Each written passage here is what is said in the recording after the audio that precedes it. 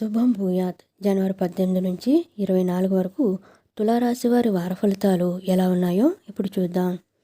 తులారాశి చిత్త 3-4 పాదాలు, స్వాతి విశాఖ 1-2-3 పాదాలు. శుభాలు జరుగుతాయి, అభిష్టాలు సిద్ధిస్తాయి, విజయాలు సొంతమవుతాయి.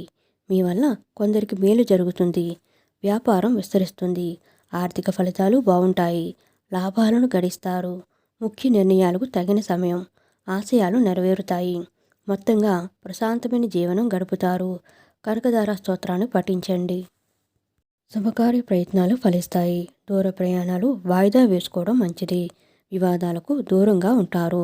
స్నేహితులతో పనులు నెరవేరుతాయి, అయితే ఖర్చులు పెరగవచ్చు.